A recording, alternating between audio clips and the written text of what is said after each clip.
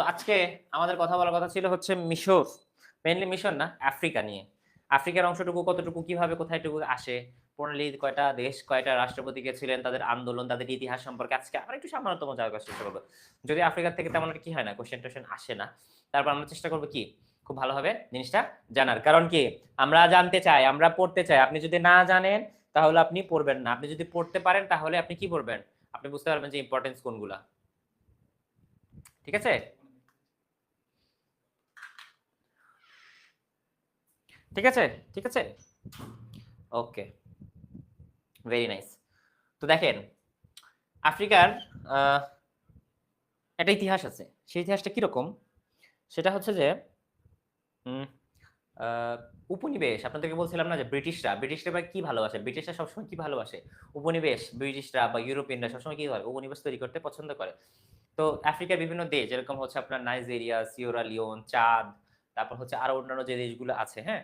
এই দেশগুলো থেকে সবসময় কি করে? তারা ন্যাচারাল রিসোর্স এ সবসময় কি করে? নেওয়ার জন্য তাদের উপরে হামলা করে। যেরকম এই যে এখন একটা আ ইন্টারেস্টিং একটা বিষয় বলেন তো, ইব্রাহিম ট্রাওরে চেনেন বলেন তো? Ibrahim Traore. কে চেনেন বলেন তো? ইব্রাহিম ট্রাওরেকে কে চেনেন? আজকে আমরা একটু ডিসকাশন ক্লাস করব। ঠিক আছে? আপনাদের মোটামুটি যত কিছু কঠিন যেরকম যে কঠিন যে টপিক গুলো ছিল ওগুলা শেষ। ইন্টারন্যাশনাল এর মধ্যে একটা কঠিন টপিক বাকি আছে। সেটা হচ্ছে কি যেন বললাম? আ জাতিসংঘ এবং হচ্ছে তার বিভিন্ন সংগঠন, ১ম বিশ্বযুদ্ধ, ২য় বিশ্বযুদ্ধ। এই ৩ টা টপিক ছাড়া তেমন একটা কোনো চাপ নাই। ঠিক আছে? বাদবাকি এগুলো যে আনুষঙ্গিক ওগুলো ইম্পোর্টেন্ট বিষয়গুলো পড়লে আপনারা রিডিং করে ফেলেন। এগুলো হচ্ছে কঠিন টপিক। বাদবাকি মোটামুটি সবকিছু ইজি। কারণ একটু সাল সময় একটু মনে রাখতে হয়, ইতিহাস সম্পর্কে একটু জানতে হয়। ওইজন্য আমি আছি। তো আজকে যখন আফ্রিকায় আসছি, আফ্রিকা সম্পর্কে একটু অবশ্যই কথা বলা দরকার। ইব্রাহিম ট্রাওরে কে চেনেন সেটা বলেন আগে। কে?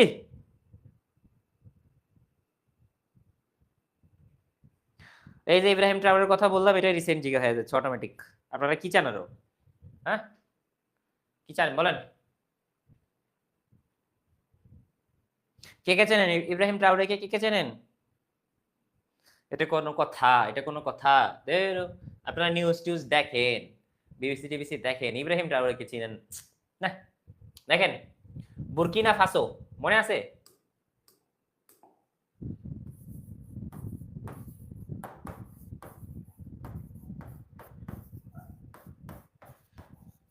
বুরকিনা ফাসো নামে একটা রাষ্ট্র আছে। ঠিক আছে? বুরকিনা ফাসো একটা নামে একটা রাষ্ট্র আছে। সেই রাষ্ট্রের একটা ক্যাপ্টেন, একটা সেই দেশের আর্ম ফোর্সেস এর একজন ক্যাপ্টেন। ক্যাপ্টেন কিন্তু আর্মিদের হচ্ছে লোয়ার লেভেলের আর্মিদের অফিসারদের সবচেয়ে লোয়েস্ট লেভেল হচ্ছে কোনটা? লেফটেন্যান্ট। লেফটেন্যান্ট থেকে ১ র‍্যাংক উপরে হচ্ছে ক্যাপ্টেন। ক্যাপ্টেনের উপরে কি থাকে? মেজর। মেজরের পরে লেফটেন্যান্ট কর্নেল। তারপরে কর্নেল। তারপরে কি? Brigadier general. তারপরে কি? Major general. তারপরে লেফটেন্যান্ট জেনারেল। তারপরে জেনারেল। ঠিক আছে? তো এরকম র‍্যাংক হয়। কতগুলো র‍্যাংকের মধ্যে সেখানে ক্যাপ্টেন। সেখানে হচ্ছে ক্যাপ্টেন ইব্রাহিম।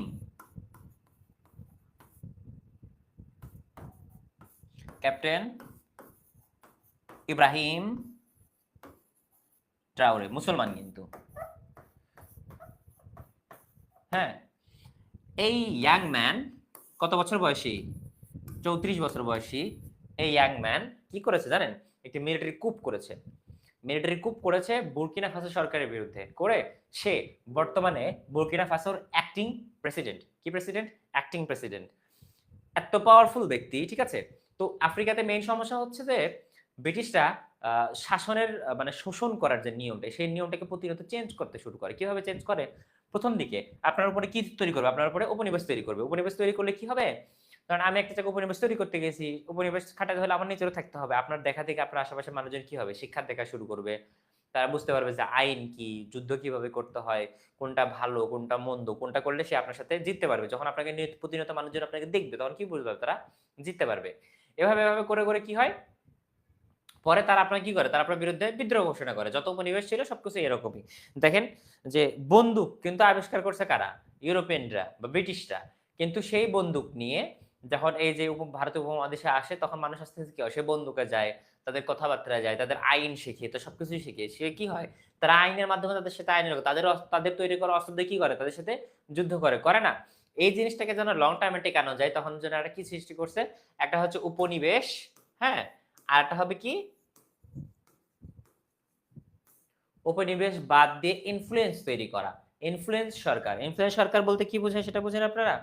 ধরেন উম আহ, আমি বাংলাদেশ আছি, হ্যাঁ? বাংলাদেশে আমরা অনেক পাওয়ারফুল। তো এখন হচ্ছে নেপালের সাথে নেপাল আ আমরা উপনিবেশ ছিল। ধরলাম বাংলাদেশের উপনিবেশ ছিল নেপাল ৫০ বছর বা ৬০ বছর। নেপালকে এখন স্বাধীনতা আমরা দিয়ে দিয়েছি। কিন্তু নেপাল মাত্র স্বাধীনতা পাইছে, ঠিক আছে? ওর কিন্তু রিসোর্স এখনো কমে নাই। কিন্তু ওর কি সমস্যা আছে? ওর আ গভর্নমেন্ট ফরমেট এর সমস্যা আছে।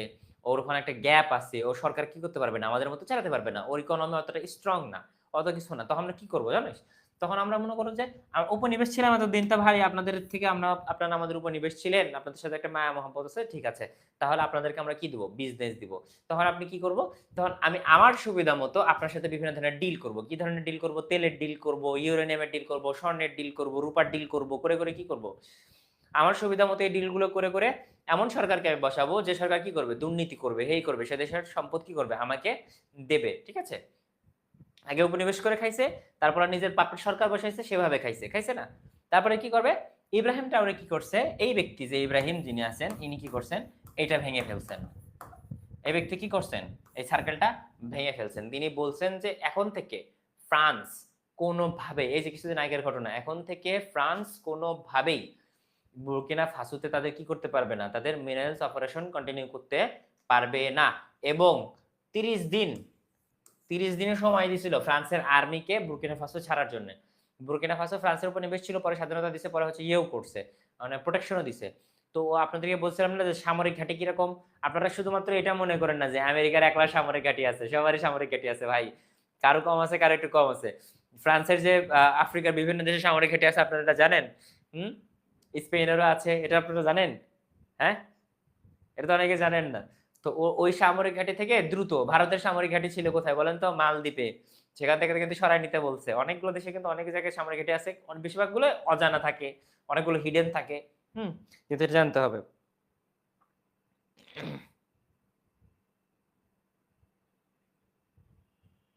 তো ইব্রাহিম ট্রাওরে বলছে যে আমরা এটা বন্ধ করে ফেলবো, ঠিক আছে? তারপরে এই যে মিশর, হ্যাঁ? মিশর হচ্ছে কি? আফ্রিকার একটা অংশ, তাই না? আফ্রিকার একটা অংশ না? নীল নদের দান দেখেন। মিশর নিয়ে আমরা এখন একটু পড়াশোনায় ফিরে আসি, ঠিক আছে? অনেক কথাবার্তা বললাম। তো এই যে নীল নদের দান হিসেবে পরিচিত উত্তর পূর্ব আফ্রিকার দেশ কি? মিশর, হ্যাঁ? 1882 সালে ব্রিটিশ সেনারা কি করে? মিশর দখল করে। কোন সেনারা দেখেন তো? কোন সেনারা চিনতে পারেন? ব্রিটিশ। খালি ভারত উপমহাদেশেই ছিল? আফ্রিকাতেও ছিল। হ্যাঁ? ব্রিটিশরা কোথায় থাকে? ব্রিটিশরা, ইউরোপিয়ানরা সব জায়গায় থাকে। আহারে! এইখানে আমার পায়ের নিচে বিড়াল মহাশয় শুয়ে আছেন, চাগাইয়া শুয়ে আছেন। আমি ক্লাস করাইতেছি।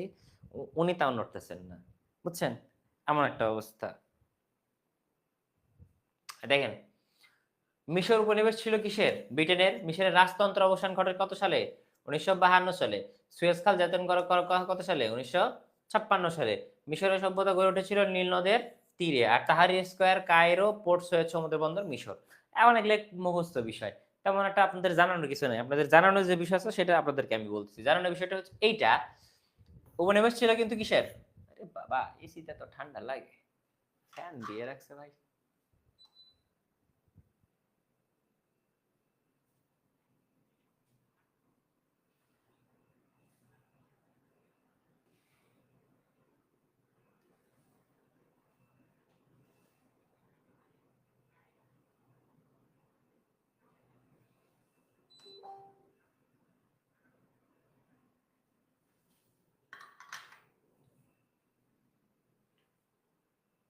হ্যাঁ, ঠিক আছে।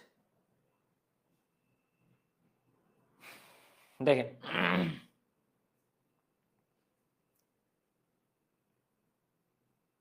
তো দেখেন, এই যে উপনিবেশ ছিল ১৯৫২ সাল পর্যন্ত। মিশর কিন্তু কি ছিল? রাজতন্ত্র ছিল। রাজতন্ত্র ছিল না? বলেন তো মিশরের রাজার নাম কেউ জানেন? মিশরের রাজার নাম কেউ জানেন? কেউ? মিশরের শেষ রাজার নাম কি? মিশরের শেষ রাজার নাম কি? আপনারা একটু মানুষজন দেখতে চাই। মিশরের শেষ রাজার নাম কি বলেন? ওই পিঠে করে মাইরা হলাম একদম। মাইয়া মানুষ তো। আউ আউ ওই, আচ্ছা ঠিক আছে, ঠিক আছে, ঠিক আছে, ঠিক আছে, ঠিক আছে। কি হইছে? কিছু বলছি আমি? রাগ করিস কে? হ্যাঁ? যা। হুম, খালি লোম আর লোম। বলেন তো মিশরের শেষ রাজার নাম কি? মিশরের শেষ রাজার নাম কি বলেন?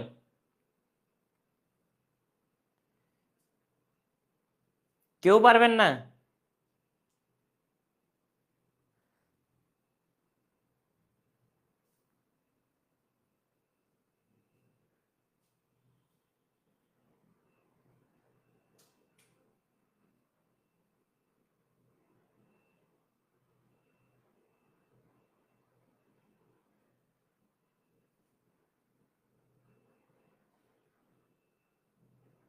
Yes, Gamal Abdel Nasser. কে বলছে আপনাদের? হুম, এই জামাল আবদেল নাসের।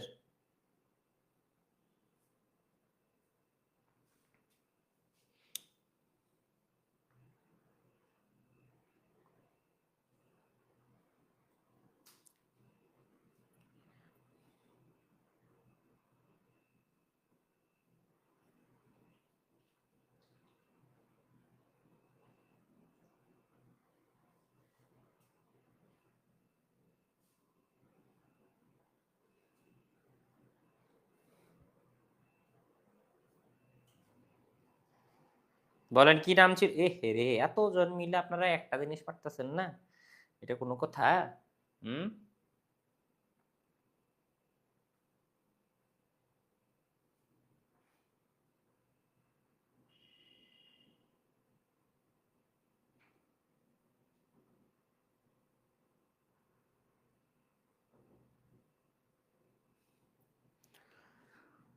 দেখেন বলি শোনেন, রাজা নাম কি?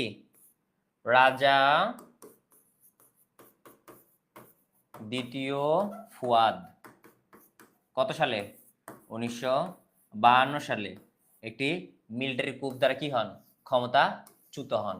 ঠিক আছে, ঠিক আছে। হ্যাঁ, তো 1952 সালে মিলিটারি কি হয়? রাজতন্ত্রের অবসান ঘটে। সুয়েজ খাল, সুয়েজ খাল কিন্তু কারা তৈরি করছিল বলেন তো?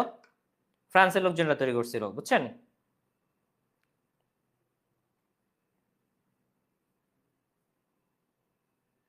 কারা তৈরি করছিল বলেন তো? ফ্রান্সের লোকজনেরা তৈরি করছিল, ঠিক আছে। মিশরের সভ্যতা গড়ে উঠেছিল ও ফ্রান্সের ইঞ্জিনিয়াররা মনে হয় তৈরি করছিল। ফ্রান্সের, আমি সরি, আমি মনে করতে পারছি না, বলতেছি এটা সম্পর্কে, দাঁড়ান। তো দেখেন, এই মিশরের সভ্যতা গড়ে উঠেছিল কার তীরে? নীল নদের তীরে। নীল নদে অনেক ইতিহাস আছে না, বলেন তো? নীল নদে কি ইতিহাস আছে বলেন তো? ফেরাউনের ইতিহাস আপনারা জানেন না আপনারা? হুম, মুসা আলাহিসাল্লাম সালাম এবং ফেরাউনের যে বিষয়টা ছিল,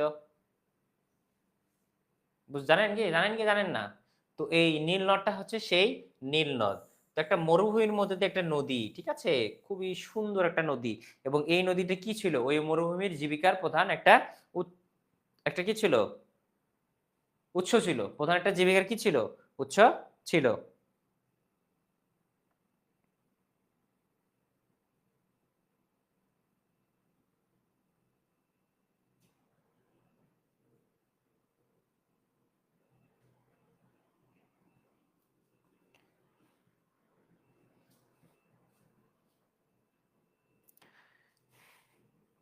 ওকে, ঠিক আছে, নেন। তাহারির স্কয়ার একটা জায়গা ফেমাস, এখানে কি হয়? যখন আপনাদের হচ্ছে তিউনিসিয়ান বিপ্লব হয় তখন কি হয়? তাহারির স্কয়ার গুরুত্বপূর্ণ ভূমিকা লাগে, এটা পরীক্ষায় আসে। কেন আসে আমি জানি না, কিন্তু খুবই গুরুত্বপূর্ণ, মনে রাখবেন। বোর্ড সৈয়দ মোটামুটি ইম্পর্টেন্ট, অনেক সময় আসে কিন্তু আসে না, কিন্তু তাহারির স্কয়ারটা ভালোই আসে, বুঝছেন? এটা মনে রাখবেন। দেন দ্বিতীয় স্লাইডে যাই, এক জায়গায় আটকে আছে অনেকক্ষণ ধরে। দেখেন, শারম শেখ, এটা হচ্ছে কি এক ধরনের park.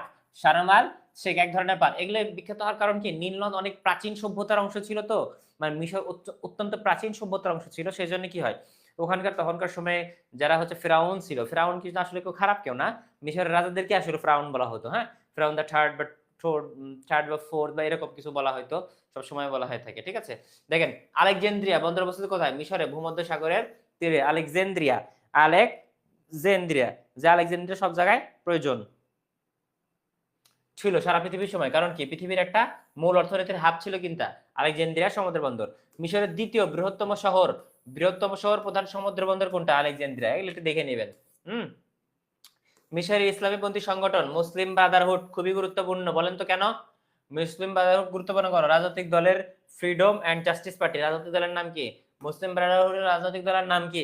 Freedom and Justice Party. বলেন, মুসলিম ব্রাদারহুড এত ইম্পর্টেন্ট কেন? মুসলিম ব্রাদারহুড এত ইম্পর্টেন্ট কেন? কোনো সমস্যা নাই Sahara Akter, you should rest. জীবনের উপরে কিছু না, লেখাপড়া, বিশ্ববিদ্যালয় সবকিছু কখন আসবে? যখন আপনি সুস্থ থাকবেন, বেঁচে থাকবেন। আপনার বেঁচে থাকার জন্য তো সবকিছু এত করা, তাই না? লেখাপড়া করা, চাকরি বাকরি করা, টাকা পয়সা ইনকাম করা, সবকিছু কিসের জন্য? আপনার জন্য, বেঁচে থাকার জন্য। অসুস্থ হইলে কোনো কিছু করার না, আগে সুস্থ হওয়া জরুরি। ঠিক আছে?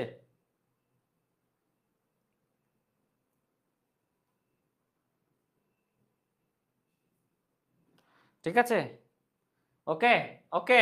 দেখেন, কেন বলেন, কেন একটু একটু বলেন তো।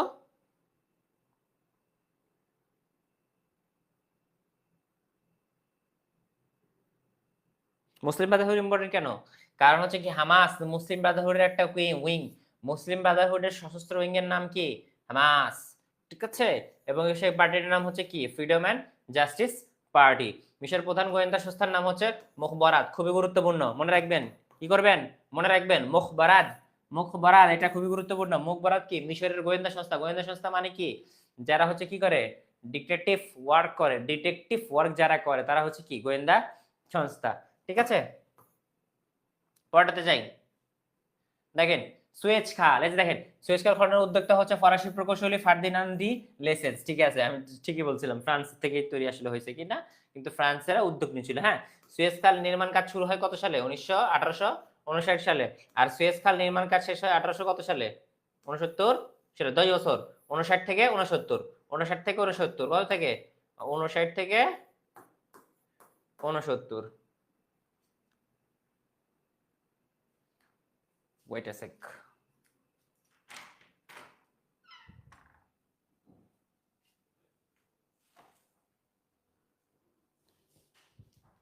ভাই, ভাই, একটা চাবি দেন, চার্জার দেন তো, ফোন বন্ধ হয়ে যাচ্ছে। একটা চার্জার দেন একটু, নাহলে পাওয়ার ব্যাংক আছে, একটু দেন তো।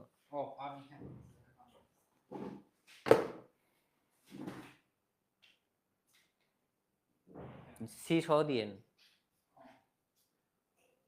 এটা কাজ করে, যেখানে এটা আছে। না, বন্ধ হয়নি, এই যে 5%। Thank you.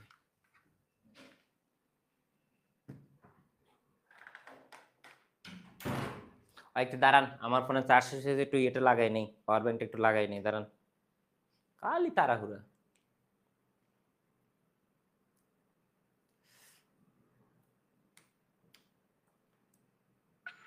গুড। পাওয়ার ব্যাংকটা পকেটে রাখতে হবে। Okay, okay, we are good, we are good. ঠিক আছে, দেখেন, সুয়েজ খাল নির্মাণ হয় কত সালে? 1859 সালে। 1859 সালে। তো এটা আসলে মেইনলি কি জন্য করছিল? ফ্রান্সরা করছিল। কারণ কি, তখন কি উপনিবেশ ছিল কোনো কোনো একটা দেশের, বা রাজ্য ছিল, বা ছিল আশেপাশের দেশে, কি ছিল? পুরো আফ্রিকাতে উপনিবেশ ছিল। তো আফ্রিকা থেকে যে রিসোর্স গুলো, সেগুলো তো নিয়ে আসতে হবে ব্রিটেনে, নাকি? এত তেল ফুরিয়ে নিয়ে আসার সময় আছে? কি করো? মাঝখান দিয়ে খোরো, কি করো? নালা খোরো, বিশাল বড় একটা নালা খোরো, এত বড় নালা খোরো যে বিশাল বড় একটা জাহাজ চলে দিতে পারে। সে নালাটার নাম কি দিছে? সুয়েজ খাল। ঠিক আছে, বুঝতে পারছেন? কত সালে? 1859 সালে শুরু হয় কাজ, 69 সালে শেষ হয়। ঠিক আছে, বুঝতে বোঝা যায়? 1859 সালে শুরু হয় এবং কি 69 সালে শেষ হয়ে যায়। ঠিক আছে, ওকে, কয়টাতে যাই।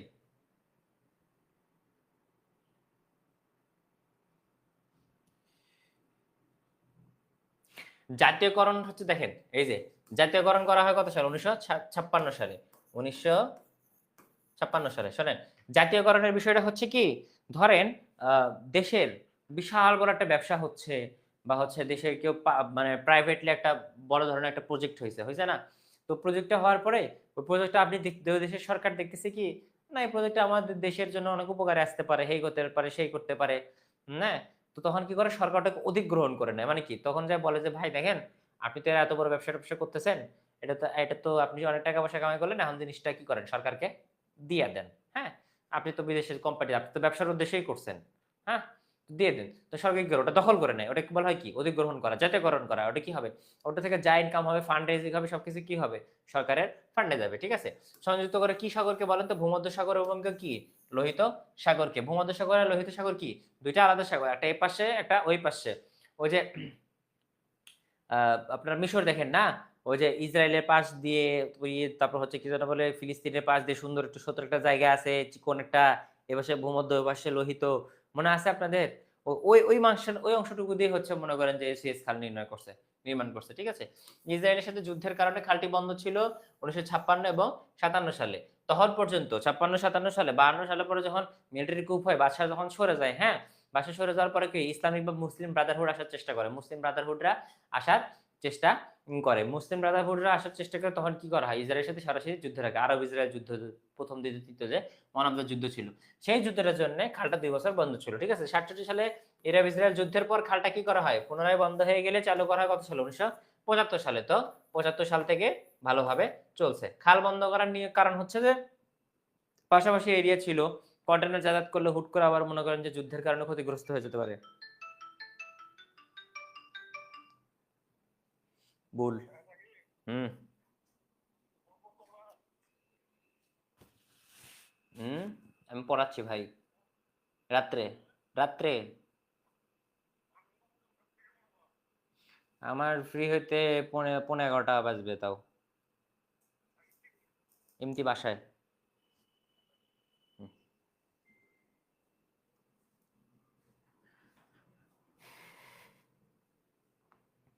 তো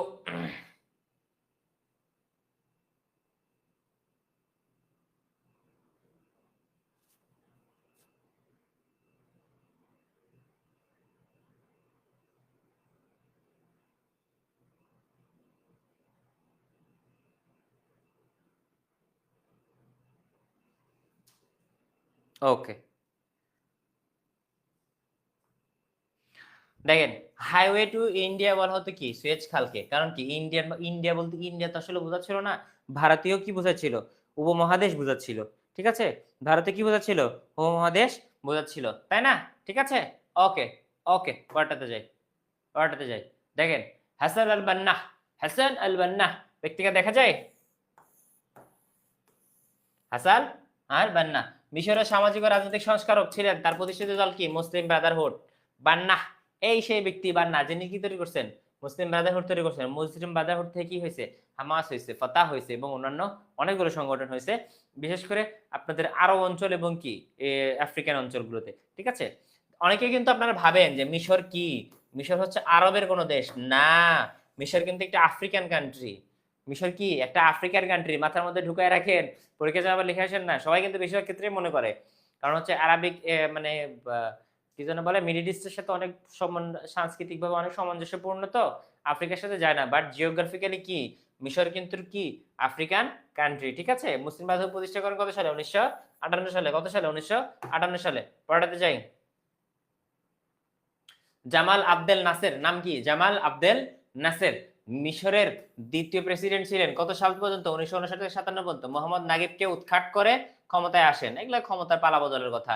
56 সালে সুয়েজ খাল থেকে ইঙ্গো ফরাসিদের কি করেন, বিতাড়িত করেন। ফরাসিদের কি করেন, বিতাড়িত করেন, ফরাসিরা, ফ্রান্স, হ্যাঁ। এবং 56 সালে সুয়েজ খাল কি করেন, জাতীয়করণ করেন। আরব ইসরায়েল তৃতীয় যুদ্ধ কত সালে, 1967 সালে সংগঠিত হয়। তার নাম কত শাসনকালে, কত বলেন বলেন, আরব ইসরায়েল যুদ্ধ তৃতীয় যুদ্ধ কত, 67 সালে। কার শাসনকালে, জামাল আবদেল নাসের, ইনি রাজানা, রাজানা। তো শোনেন, জামাল আবদেল নাসের ভালো ব্যক্তিত্ব ছিলেন, ঠিক আছে। বিশেষ করে ইসরায়েল বা ফিলিস্তিনের প্রতি তার কি ছিল, অনেক মায়া মহব্বত ছিল। পরে উনি কি করেন, তৃতীয় আরব ইসরায়েল তৃতীয় যুদ্ধতে কি করেন, ফিলিস্তিনের পক্ষ নিয়ে যুদ্ধ করেন, হ্যাঁ। এবং তিনি ক্ষমতায় আসেন কি, মোহাম্মদ নাগিব নামে একজন ব্যক্তি ছিল, তাকে কি করেন, ক্ষমতাচ্যুত করে তারপর কি আসেন, ক্ষমতায় আসেন, ঠিক আছে।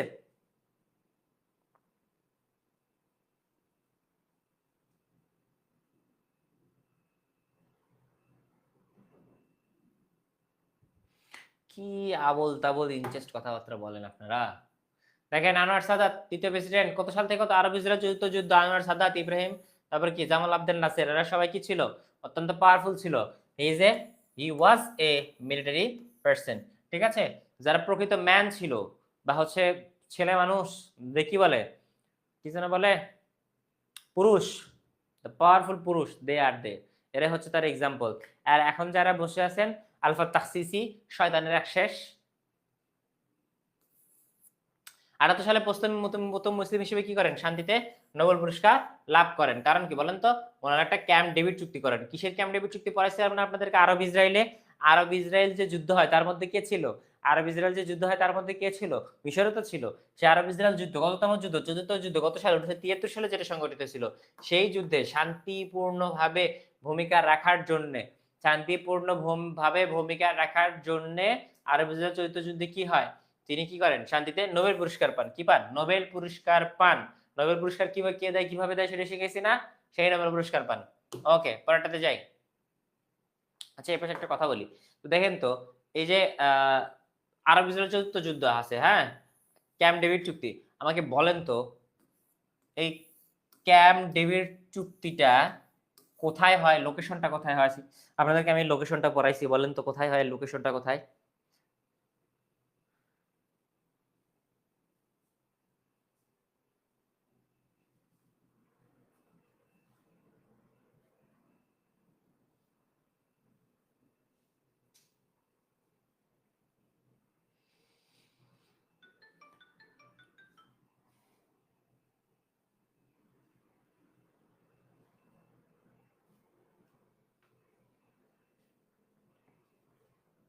প্যারিসে?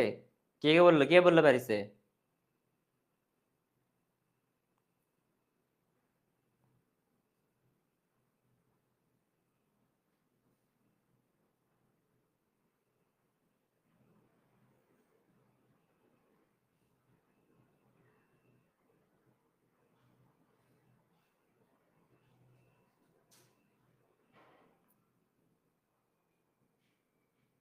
কোথায় ছিল বলেন?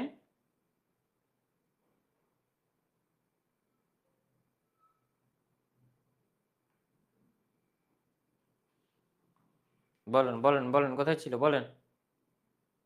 ফ্রান্সে? ইউএসএ?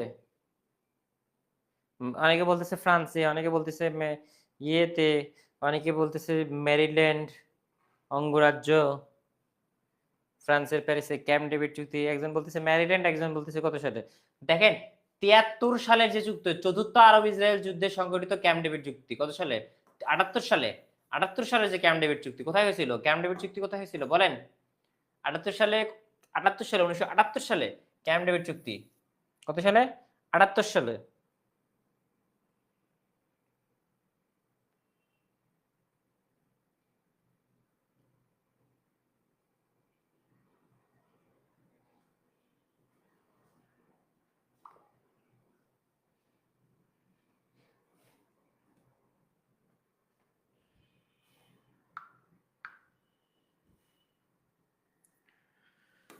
ঠিক আছে, 78 সালে প্রথম মুসলিম হিসেবে কি করে? শান্তিতে নোবেল পুরস্কার লাভ করে। ঠিক আছে, পরেরটাতে যাই, নেন। মার্কিন যুক্তরাষ্ট্র, United states of America, USA. America আবিষ্কার করেন কে বলেন? কি ইতালিয়ান নাগরিক কি? ইতালিয়ান নাগরিক এবং নাবিক নাবিক নাবিক সেইলর কে? কলম্বাস। Christopher Columbus. কে ছিল? Christopher Columbus. ঠিক আছে, কলম্বাস আমেরিকা আবিষ্কার করেন কত সালে? 1492 সালে। আর বাংলাদেশ ও ভারতীয় উপমহাদেশে আবিষ্কার করেন কত সালে বলেন তো? কমেন্ট করেন, সবাই একসাথে কমেন্ট করেন। ভারতীয় উপমহাদেশ আবিষ্কার করেন কে বলেন?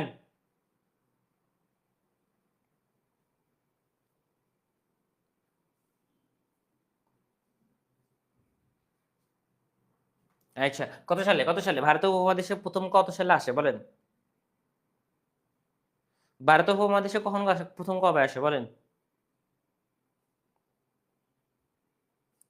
ডেটটা বলেন, একটু ডেটটা বলেন। ডেটটা শুনি ভাই, আমার একটু মনে কি চায় না আমি একটু ডেটটা শুনি, ঘটনা কি হচ্ছে, এটা কি? হ্যাঁ,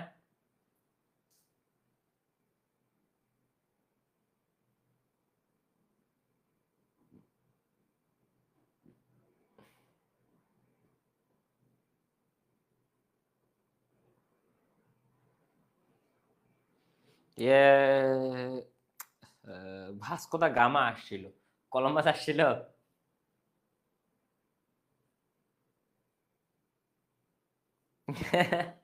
ইয়েস, ভাস্কো দা গামা 1498 সালে এদিকে আসে। কলম্বাস আসছে অনেক পরে, হ্যাঁ। ঠিক আছে, বাট কলম্বাস আসলে ইন্ডিয়া আবিষ্কার করতে আসছিল। কি আসতে আসছিল? ইন্ডিয়া। ও কোথা থেকে আসলে শুনছিল যে ওদিকে একটা জায়গা আছে, ওখানে হচ্ছে মানে ইন্ডিয়ান বলতে হিন্দুস্তান, কিন্তু ওরা একটা কোন একটা ফিলোসফিক্যাল টার্মে তাদেরকে ইন্ডিয়ান বলতো। সেই ইন্ডিয়ানদের খুঁজতে খুঁজতে খুঁজতে সমুদ্রের পথে চলে গেছে কোথায়? আমেরিকা। আমেরিকায় যে ইন্ডিয়ানদের পায়নি, দেখছে যে এই লম্বা লম্বা শ্যামলা শ্যামলা মানুষ, দেখতে চাইনিজদের মতো চুল, এই বিশাল বড় বড় বেনি করা, ছেলে মেয়ে সবার চুল কি করা ছিল, বেনি করা ছিল। তো ও তখন তাদের কি নাম দেয়, কি নাম দেয় বলেন তো? Red Indian.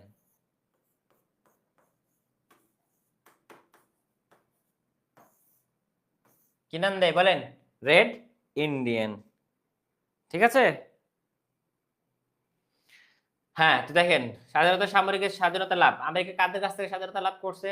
ব্রিটেনের কাছ থেকে। কত সালে স্বাধীনতা লাভ করছে বলেন তো? হ্যাঁ, প্রথম ভার্সাই চুক্তির মাধ্যমে 1783 সালের দিকে প্রথম ভার্সাই চুক্তি অফিসিয়ালি স্বাধীনতা লাভ করছে। ভার্সাই চুক্তি, আমেরিকার স্বাধীনতা পত্রের নাম কি ছিল? ভার্সাই চুক্তি। স্বাধীনতা যুদ্ধে প্রত্যক্ষভাবে সাহায্য করে কে? ফ্রান্স। কে সাহায্য করে? ফ্রান্স। ঠিক আছে। এবং ফ্রান্সের একটা গিফট কি হয়েছে তখন? কামড়ে লিখে, কামড়ে লিখে ক, ক, তখন কামড়ে লিখে ক। আমার পায়ের কাছে বেল খাচ্ছিস কে? খাবার দেয়নি ওই মাইয়া?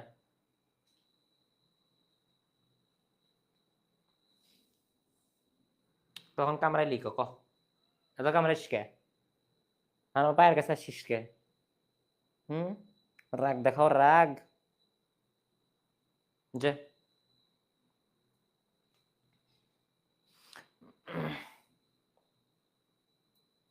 1776, ইয়েস। Statue of liberty. কি? Statue of liberty. এই জিনিসটা গিফট করছে কে? ফ্রান্স। কাদের গিফট করছে বলেন তো? আমেরিকাকে গিফট করছিল ফ্রান্স। ফ্রান্স আমেরিকাকে স্ট্যাচু অফ লিবার্টি গিফট করে স্বাধীনতা উপলক্ষে। ঠিক আছে। ওকে, দেখেন স্বাধীনতা চুক্তির অপর নাম কি? ভার্সাই চুক্তি। কত সালে হয়? 1783 সালে। কত তারিখে? তারিখটা বলেন। আমেরিকার স্বাধীনতা যুদ্ধের সময় ইংরেজ সৈন্যদের পরিচালনা করেন কে? বলেন। কর্নওয়ালিস। কোন কর্নওয়ালিস বলেন তো? কর্নওয়ালিসকে চিনতে পারছেন? এই যে ব্যক্তি কর্নওয়ালিস, আমেরিকার স্বাধীনতা যুদ্ধের সময় ইংরেজ সৈন্যদের পরিচালনা করেন। কে পরিচালনা করেন? কর্নওয়ালিস পরিচালনা করেন। ঠিক আছে। এই কর্নওয়ালিস হইল, চিনতে পারছেন? আমি কামড় দিলে ওই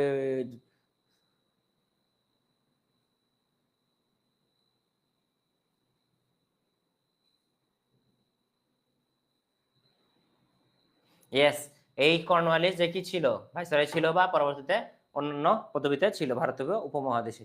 ঠিক আছে। দেখেন অঙ্গরাজ্য, মোট অঙ্গরাজ্য কয়টা? 50টা। বর্তমানে কয়টা? 50টা। এবং হচ্ছে 50টা, এবং হচ্ছে ফেডারেল জেলা হচ্ছে একটা, নাম কি? Washington DC. এই যে ফেডারেল জেলা, এই district of Colombia, sorry district of Colombia, হ্যাঁ হ্যাঁ সরি সরি, এটা যে ফেডারেল জেলা আর কি, ডিস্ট্রিক্ট অফ কলম্বিয়া হিসেবে পরিচিত।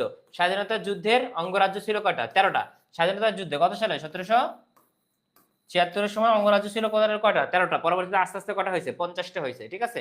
জনসংখ্যা প্রায় 35 কোটির মতো আমেরিকার। 1803 সালে ফ্রান্সের নিকট থেকে ক্রয় করে কি? লুইজিয়ানা রাজ্যটি। বর্তমানে যে ওই লুইজিয়ানার যে অংশটুকু আছে, ইউএস এর ভিতরে কিন্তু বিভিন্ন দেশের অংশ ছিল, সবাই কিন্তু ওখানে কি ছিল? উপনিবেশ বাদ করেছিল। যেরকম আলাস্কা, রাশিয়ার থেকে কিন্তু আলাস্কাটা কিনছে, আপনারা কি জানেন? যেরকম লুইজিয়ানা কিনছে কার থেকে? ফ্রান্স থেকে। এবং আলাস্কাটা কিনছে কাদের কাছ থেকে? রাশিয়ার কাছ থেকে। বাট রাশিয়া তো জানতো না যে আলাস্কায় পুরোটাই স্বর্ণ। আলাস্কায় পুরোটাই হচ্ছে কি? স্বর্ণ এবং ইউরেনিয়ামের খনি দিয়ে ভরপুর। মাত্র কত, 8 লাখ না 10 লাখ ডলার দিয়ে, কত লাখ ডলার দিয়ে মানে কিনছে, খুবই কম। মানে বাংলাদেশি টাকায় যদি হিসাব করেন, 10 কোটি 25 কোটি টাকার মতো এরকম টাকা খরচ করছে মাত্র পুরো একটা প্রদেশ কেনার জন্য।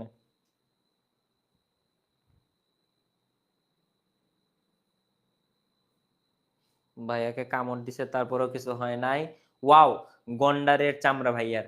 শোনেন, বিড়াল হচ্ছে কি, ও কামড় দেয় মানে ও আসলে সরাসরি যে কামড় বসায় তা না। ও কামড় বসাবে, যদি আপনাকে পায় তাহলে আপনাকে বসাবে, কারণ আপনি অপরিচিত। আমি ওরা যদি ধরি, ও যদি বিরক্ত ফিল করে, তাহলে আমার হাতে হতে এমন ভাবে কাটার চেষ্টা করবে যেন আমি হাত ছেড়ে দিই। ওই বাইট হয় না, রক্ত বেরোয়, কিছুই হয় না। দেখেন আমার হাত, দেখেন পুরোপুরি ক্লিন, কোথাও কোনো আঁচড়ের দাগ পর্যন্ত নাই, দেখছেন? এই হাতেই বসাইছিল। তো এটা হচ্ছে বিড়ালের হ্যাবিচুয়াল নেটওয়ার্ক।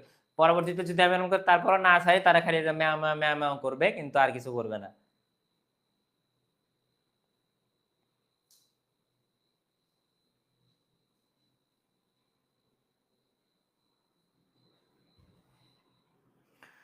দেখেন 1876 সালে রাশিয়ার নিকট থেকে ক্রয় করে কে? আলাস্কা রাজ্যটি। ঠিক আছে। পরটাতে যাই। দেখেন আয়তনে যুক্তরাষ্ট্রের ক্ষুদ্রতম অঙ্গরাজ্য কি?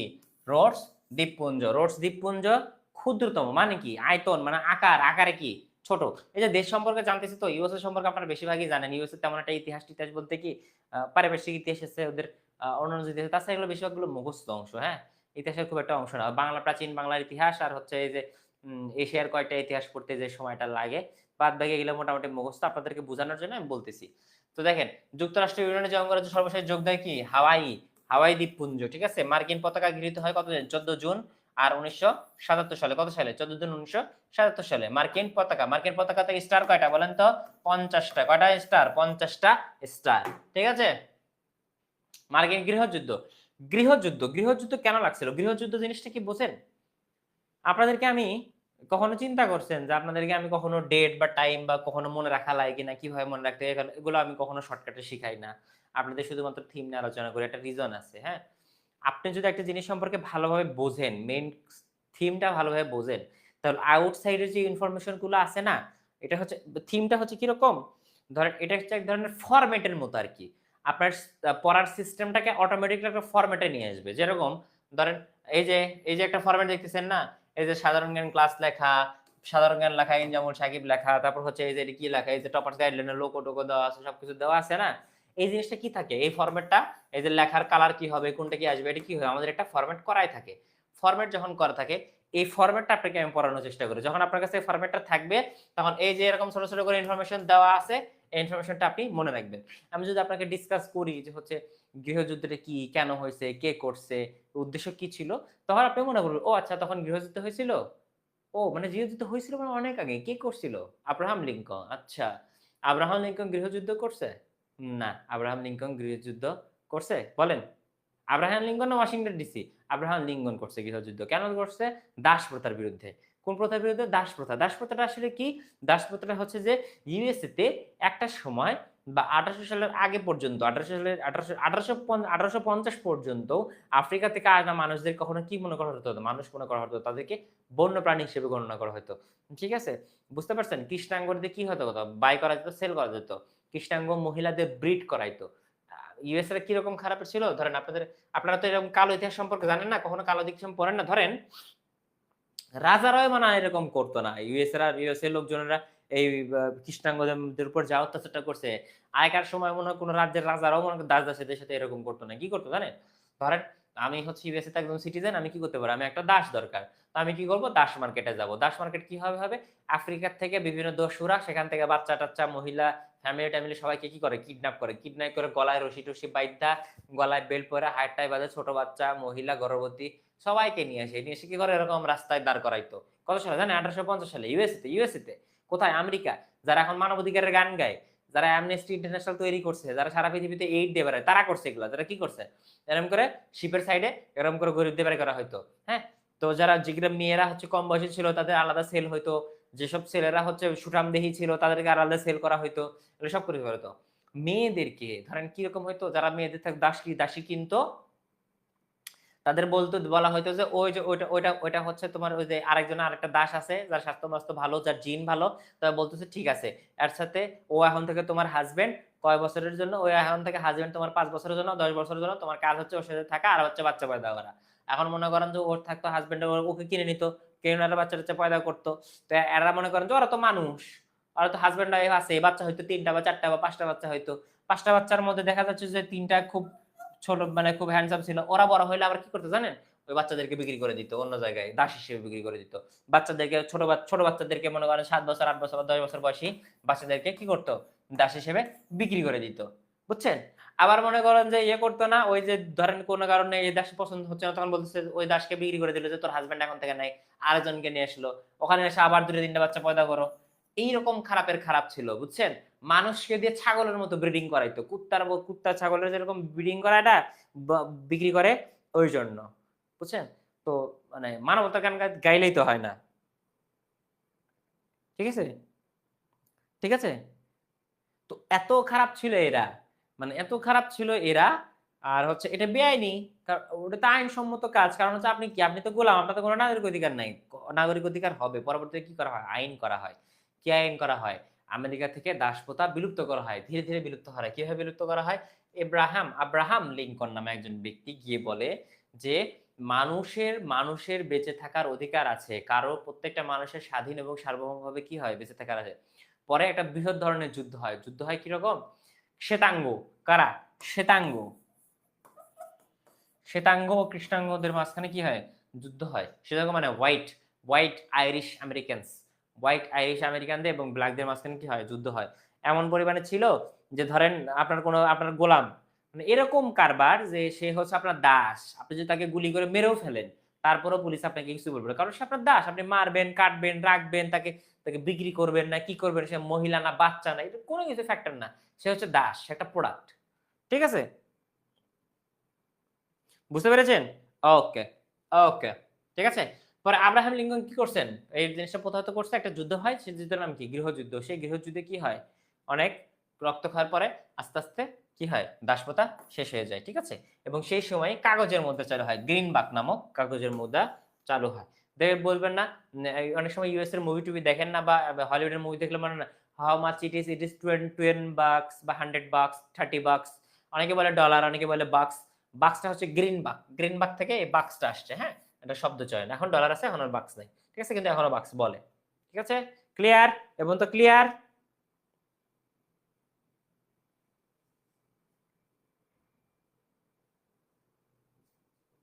এই পর্যন্ত সবাই বুঝতে পারছেন? কমেন্ট করেন না কেন? ঘুমায় গেছেন নাকি? সবাই ঘুমায় কমেন্ট করেন।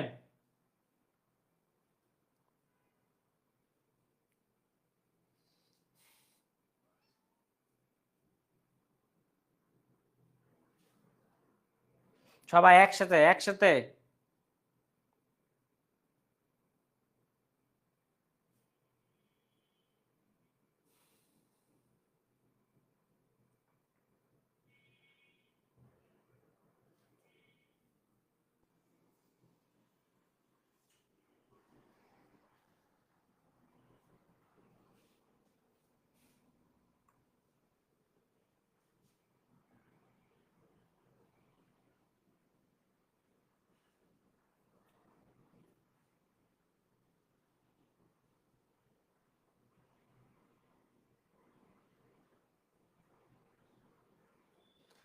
দেখতে পাচ্ছি না তো কমেন্ট। ওকে, ওকে। ঠিক আছে। পরেরটাতে যাই। পরেরটাতে যাই। দেখেন, বিশ্বযুদ্ধে মার্কিন প্রেসিডেন্ট, আপনাদেরকে বলছিলাম যে কোন যুদ্ধের সময় কোন দেশের কোন প্রেসিডেন্ট ছিল এটা মুখস্থ রাখতে। অলরেডি কিন্তু আপনাদেরকে এটা পড়ানো হয়ে গেছে। হয়ে গেছে না? হয়ে গেছে কি হয় নাই? আই পিকু, পিকু। ঠিক আছে, ঠিক আছে, ঠিক আছে, ঠিক আছে। মেমো করা লাগবে না। দিবনি, খাবার দিবনি। হ্যাঁ? দেখেন, বিশ্বযুদ্ধে মার্কিন প্রেসিডেন্ট বলছিলাম না? প্রথম বিশ্বযুদ্ধের মার্কিন প্রেসিডেন্ট কে ছিলেন? মনে আছে? উইড্রো উইলসন কে ছিলেন? Woodrow Wilson. First world war কে ছিলেন? উইড্রো উইলসন ছিলেন ফার্স্ট ওয়ার্ল্ড ওয়ারে মার্কিন প্রেসিডেন্ট। পরবর্তী কে হন? ট্রুম্যান, ট্রুম্যান হন। ট্রুম্যান আরেকজন ব্যক্তি ছিলেন। বলেন তো কে ছিল? ডি রুজভেল্ট এবং ট্রুম্যান। ডি রুজভেল্ট এবং ট্রুম্যান। Mister Truman. এই যে মিস্টার ট্রুম্যান। ঠিক আছে? এনার নির্দেশে কি করা হয়? হিরোশিমা এবং নাগাসাকিতে হামলা করা হয় পারমাণবিক বোমা। নাম কি? বলেন তো? কার নির্দেশে? ট্রুম্যানের নির্দেশে। ঠিক আছে? উইড্রো উইলসন এবং ট্রুম্যানের। দুজন দুই সময় মার্কিন প্রেসিডেন্ট। ওকে, পরেরটাতে যাই। White house. দেখেন তো জায়গাটাকে চেনা যায়? হোয়াইট হাউস জায়গাটাকে চেনেন নাকি আপনারা? হোয়াইট হাউস জায়গাটাকে চেনেন? এই জায়গাটাকে কে চেনেন? কমেন্ট করেন। হোয়াইট হাউস কোন জায়গা? এর জায়গার কাজ কি? হোয়াইট হাউস কোন জায়গা? এই জায়গার কাজ কি?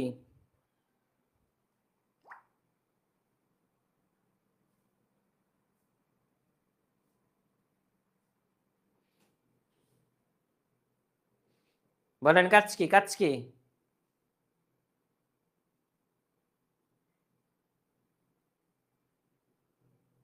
Yes, yes, yes. তো দেখেন, হোয়াইট হাউস মার্কিন প্রেসিডেন্টের কি সরকারি বাসভবন। সরকারি বাসভবন এটা তৈরি করা করছে জর্জ ওয়াশিংটনের সময়ে। সরি, অবস্থান হচ্ছে ওয়াশিংটন ডিসিতে। নির্মাণকাল কত সালে? 1792 থেকে 1800 খ্রিস্টাব্দে। হোয়াইট হাউসে বসবাস করেননি প্রথম প্রেসিডেন্ট জর্জ ওয়াশিংটন। যে ওয়াশিংটন ডিসি, ওয়াশিংটন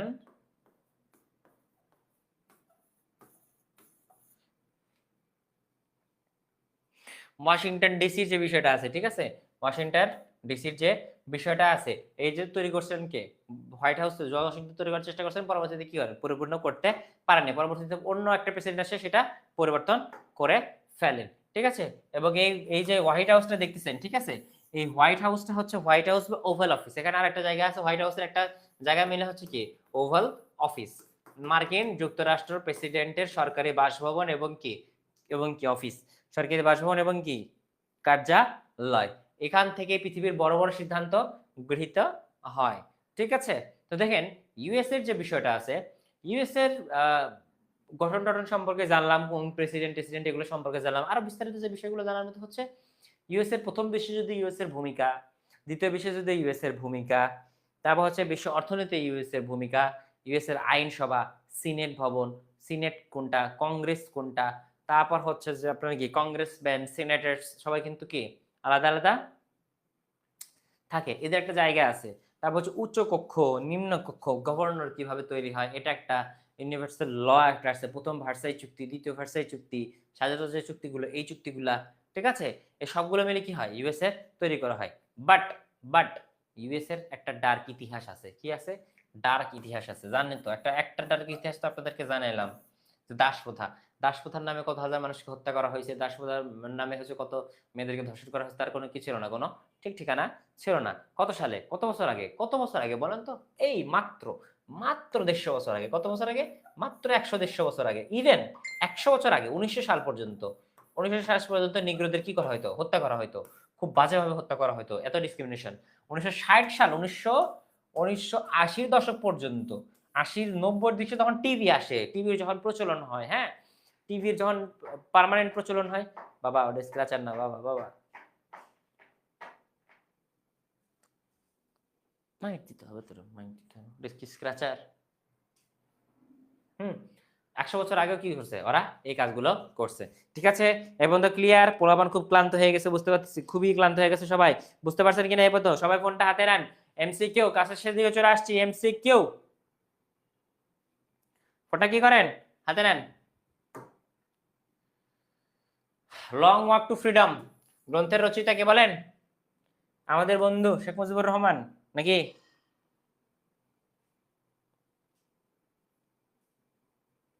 ইউএস এর স্বাধীনতা দিবস 4 জুলাই। 4 জুলাই, হ্যাঁ 4 জুলাই, আসে কম। আর ইউএস এর আমরা তো ইউএস আজকে শেষ করি না, ইউএস এর বাকি অংশটুকু আমরা অন্য পরের দিন পড়বো, যেহেতু এটা অনেক মানে অনেক ইতিহাস আছে তো এই বিষয়ে। তারপর হচ্ছে ডেট তারিখগুলো আপনাদের একটু মনে রাখা, এই জন্য এই বিষয়গুলো আমরা একটু স্লো স্লো পড়াচ্ছি। কঠিন বিষয়গুলো আমরা স্লো পড়াবো, ইজি বিষয়গুলো আমরা ফাস্ট পড়াবো। ঠিক আছে, আপনাদের বোঝার সুবিধা। এমনিতে আপনারা কমপ্লেন করতেছেন, ভাই 1 দিনে 2 ক্লাস হলে পড়া কমপ্লিট করতে পারছি না, কতজনের কত নাটক, ভাই পড়ার চাপ হয়ে গেছে, এটা হয়ে গেছে, সেটা হয়ে গেছে। Yes yes yes. Nelson Mandela কে তৈরি করছে? Nelson Mandela. কমেন্ট করেন একের কি, একের কত, একের কত। সাবাস সাবাস। 85 জন 90 জন ক্লাস দেখতেছেন, প্রত্যেকটা কোশ্চেন 90টা কমেন্ট হবে, প্রত্যেকটা কোশ্চেন 90টা কমেন্ট হবে রানিং এ। সবাই শুধুমাত্র দাগ বলবেন, একের কত, দুইয়ের কত, তিনের কত, সবাইয়ের চাই আমি। আমি 80টা আমি কিন্তু চেক করব, সবগুলো চেক করব। লোকের অভাব নাই, কাজ করানোর লোকের অভাব নাই। ঠিক আছে, ওকে। কোশ্চেন 2 দেখেন, বর্ণবাদ নীতি। বর্ণবাদ নীতি কোথায় প্রচলিত ছিল বলেন তো? দক্ষিণ আফ্রিকা, রুয়ান্ডা, জিম্বাবুয়ে আর কি পাপুয়া নিউ গিনি, কোন দেশ হবে বলেন তো? কে কে পারবেন? 80টা কমেন্ট চাই এক শটে, 5 সেকেন্ডে 80টা কমেন্ট চাই। 1 2, হ্যাঁ একের কমেন্ট, 5 সেকেন্ডে 80টা কমেন্ট, 2 দেন। 80টা কমেন্ট চাই, 5 সেকেন্ডে 80টা কমেন্ট চাই, রানিং এ উড়ায় দেন, রানিং এ উড়ায় দেন। 2 নাম্বারটা কত হবে? 2 নাম্বারটা কত হবে বলেন তো? বর্ণবাদ নীতি, নেলসন ম্যান্ডেলা কোন দেশের ছিলেন বলেন তো? কোন দেশের ছিলেন নেলসন ম্যান্ডেলা? কোন দেশের ছিলেন? কোন দেশের নেলসন ম্যান্ডেলা কোন দেশের ছিলেন বলেন তো? 2 এর অ্যান্সার কত হবে? 2 এর অ্যান্সার কত হবে?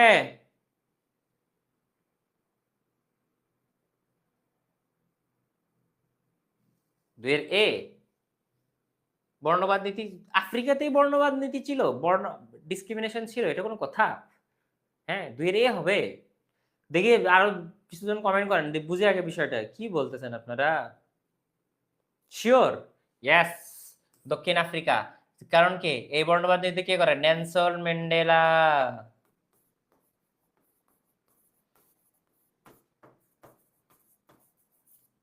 নেলসন ম্যান্ডেলা কি করেন? বর্ণবাদ বিরোধী নীতির বিরুদ্ধে যুদ্ধ ঘোষণা করেন। হ্যাঁ, এবং 1994 এই নীতি সর্বশেষ কি হয়ে যায়, শেষ হয়ে যায়। ঠিক আছে, ওকে, পড়াতে দেখি। ধরেন 3 নাম্বারটা বলেন, দক্ষিণ আফ্রিকার শেষ শ্বেতাঙ্গ প্রেসিডেন্ট কে ছিলেন বলেন। দক্ষিণ আফ্রিকার শেষ তিন ও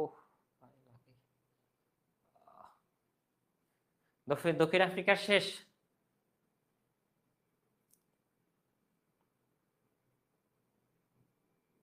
বলেন 3 নাম্বারটা বলেন, শেষ শ্বেতাঙ্গ প্রেসিডেন্ট। শ্বেতাঙ্গ মানে কি বুঝেন বলেন তো? শ্বেতাঙ্গ হচ্ছে কি হোয়াইট। তো নেলসন ম্যান্ডেলা যখন কি হন, নেলসন ম্যান্ডেলা যখন কি হন, প্রেসিডেন্ট হন, ঠিক আছে, তার আগে কিন্তু একজন শ্বেতাঙ্গ, শ্বেতাঙ্গ বলতে শ্বেতাঙ্গ ব্যক্তি। সাউথ আফ্রিকার একটা বিষয় হচ্ছে মাত্র 10% পপুলেশন হচ্ছে কি সাদা, আর 90% কি হচ্ছে, সরি 20%-এর মতো হচ্ছে কি সাদা, আর 90%-এর মতো হচ্ছে কি আপনার কালা পপুলেশন। ঠিক আছে, কি পপুলেশন, কালা পপুলেশন। বাট সবসময় ক্ষমতা কি ছিল, 10% সাদা শ্বেতাঙ্গদের হাতেই ছিল।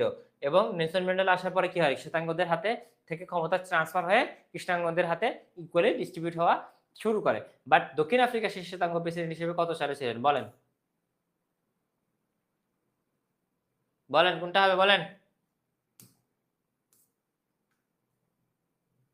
বলেন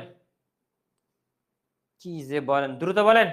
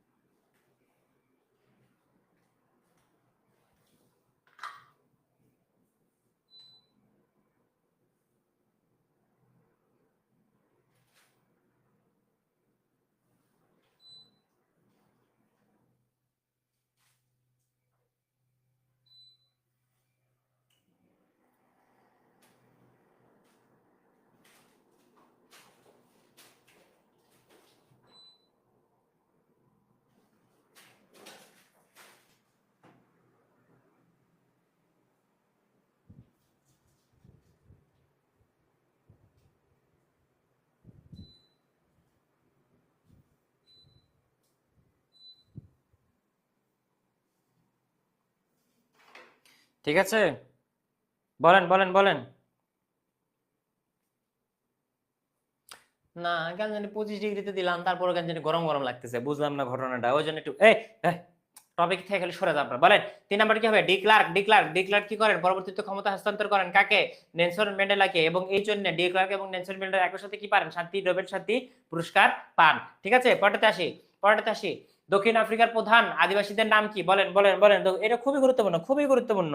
দক্ষিণ আফ্রিকাদের প্রধান আদিবাসী গ্রুপের নাম কি বলেন, খুবই গুরুত্বপূর্ণ, বলেন দ্রুত দ্রুত দ্রুত।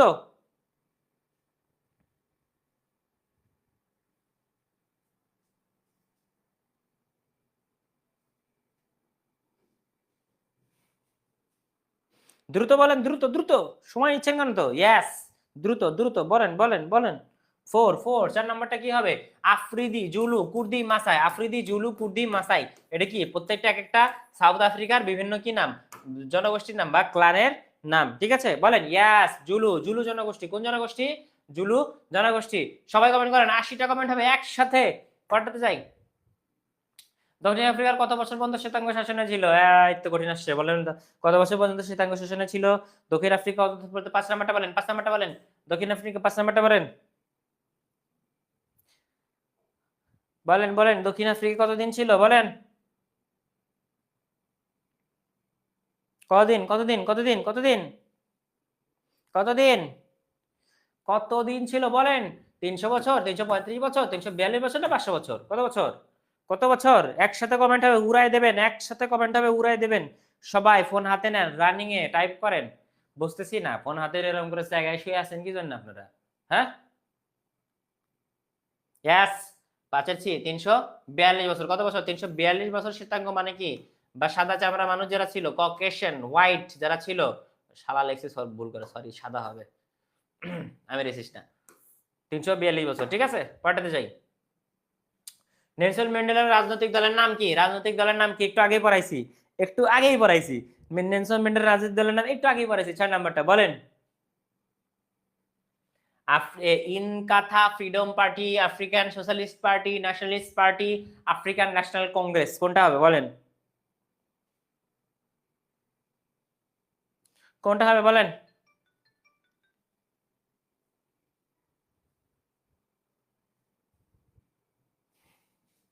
কোনটা হবে, কোনটা হবে?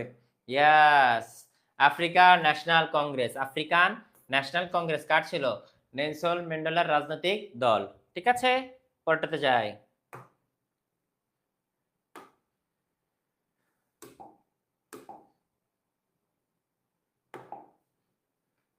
ইস্ট লন্ডন কোথায় অবস্থিত বলেন তো? এটা ইজি কোশ্চেন।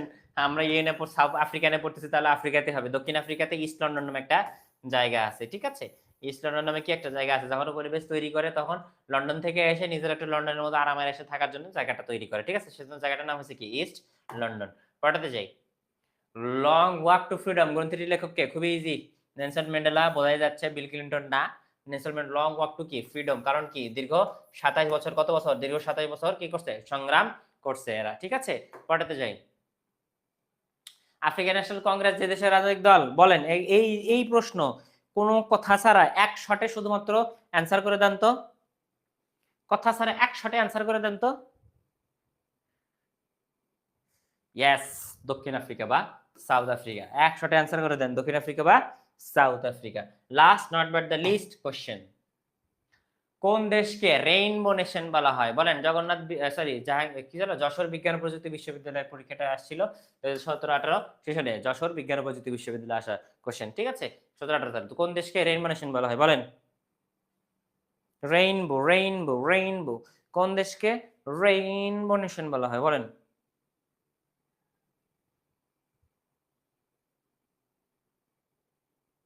কোন দেশকে রেইনবো নেশন বলা হয় বলেন?